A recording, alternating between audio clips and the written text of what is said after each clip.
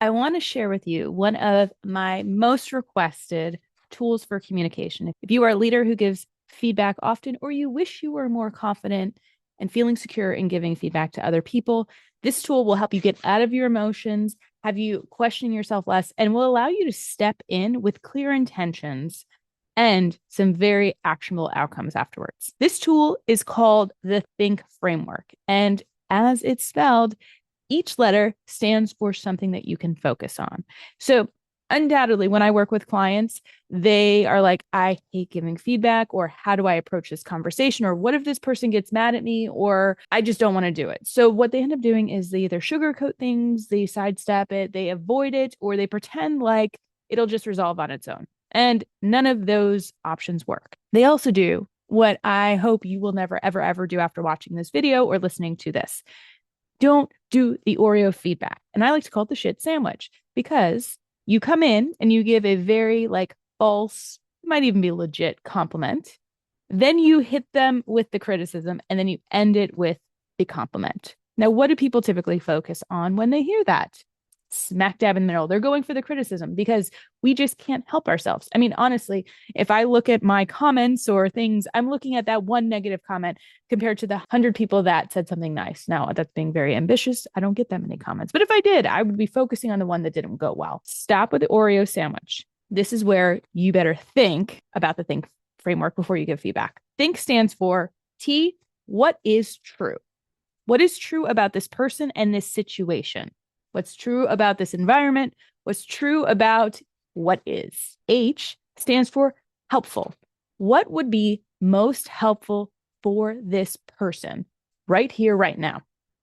Not what would be most helpful for you, but what would be most helpful for them? I stands for intent. What is my intention in having this conversation with this person? What is my intent in having an interaction? And we'll give you an example going forward, so don't worry. N is for notice. What do I notice about this situation, about this person, about what's been happening? And K stands for kindness. How do I show kindness in this situation? So let's talk about a common situation. Let's say that we have an employee who used to be a really high performer, used to show up for meetings, used to always come with ideas and positivity. And now you're noticing that they're not speaking up. They're kind of bailing out on things. They're not showing up like they used to. And so we can start at any of those letters, but I always like to start with I, which is intent. So when we think about our intention could be around awareness. We want someone to be aware of the situation of what we're noticing.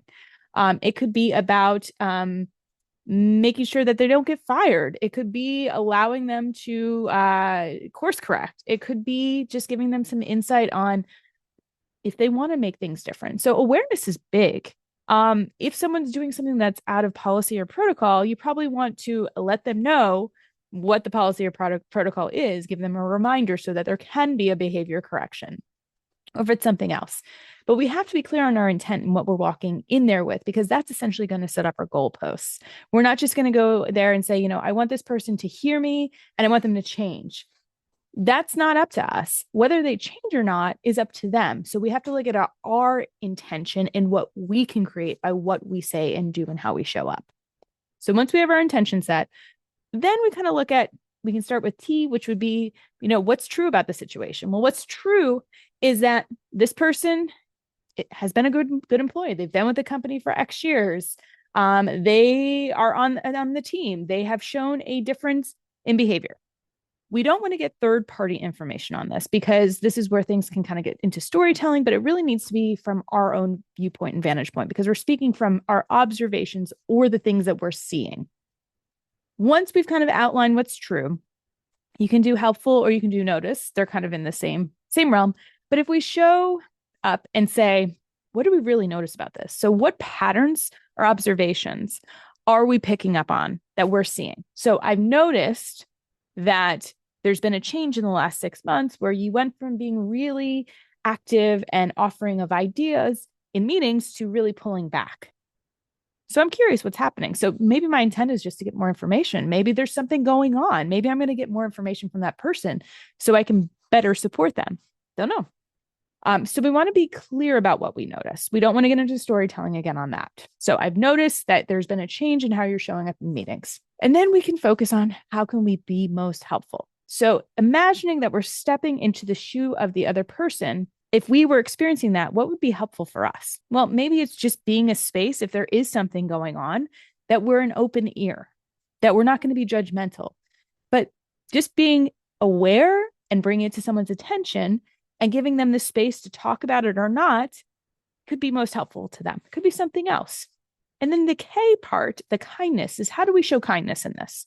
And so in that, it's not jumping to conclusions. It's not making the big story up of like, you're not dedicated, you're looking for other jobs, blah, blah, blah, whatever it is. All we know is what we know and what we see, which might not even be the truth. So we have to disengage from whatever assumptions we're making so that we're presenting a clear intention with our observations and the facts that we know and present it and ask. So what this allows is for us to then open the door for two-way conversation. So I've noticed a change from how you used to show up in meetings to how you're showing up now. And I'm curious what's going on. I'm curious if you've noticed this. And they're either going to be receptive to it and say, you know what, I've got a lot on my plate and I need some help. Or I'm just not feeling this role anymore. Or I've got a lot going on at home and I'm taking care of my parents and I've got young kids and my spouse is no help. Whatever it is, they are going to show if they want to be open and vulnerable. And then we need to be in a place to be able to do something about it. Because if we are saying, hey, go be vulnerable with me, and then it's like, okay, cool, go work harder, we are basically shutting the door on that trust. So this is the door opener. We then have a conversation, and then you can use it as co-creation of what can we do about this going forward? What do you need support-wise? If it's like, hey, I didn't even realize it. I didn't know that I needed to talk more. Or you know what? Joe over there won't shut up. So like, it's not even worth me saying anything. And then you might realize you have a breach in psychological safety. And you as a leader have a responsibility now to create a psychologically safe space within your meetings and set new standard operating procedures in the way that you communicate. There's a lot of options here. Now, you may be put into a situation where someone is really obstinate and is like, I don't know what you're talking about. I'm fine. Everything's fine. And that is going to be a different conversation. You're going to need to decide how much energy you want to put into it. If it's about resetting expectations, if it's about their contract, if it's about their roles and responsibilities, you go back to that and just say, you know what? I really appreciate your input. And I don't know what happened. I don't really need to know what happened, but I really would appreciate it. And I really would love for you to speak up more because you were a critical member of this team and your insights really helped to move things forward, whatever it is. But if you're seeing that type of behavior change and then getting that type of pushback, there's obviously something happening. And so the best thing you can do is be patient, but be clear about expectations and what your need and ask is.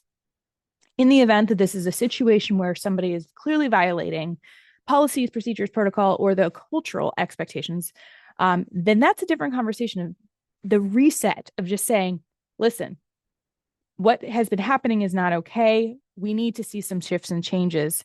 What are you willing to do? What people typically miss in these types of conversations is the agreement, the understanding, the sign on that they're going to change. If they don't, if they're just doing the head nod, you then need to create the expectation of we're going to follow up in, let's say, 2 weeks, 3 weeks, 6 weeks, whatever it is. And we're going to have a conversation to see how things are going. And if we don't see any changes, we're going to have a different conversation. I don't want to have that conversation, but that's why I'm bringing this to your attention. And so they're either going to get it, they're going to understand what the new risk is if they continue to act a fool, or they will opt out on their own. A lot of people, once they're held to a different standard and there's clear consequences that are consistently shown and acted upon, they may leave the situation before you have to do that. So sometimes problems resolve on their own when you get clearer with actual standards and boundaries and expectations.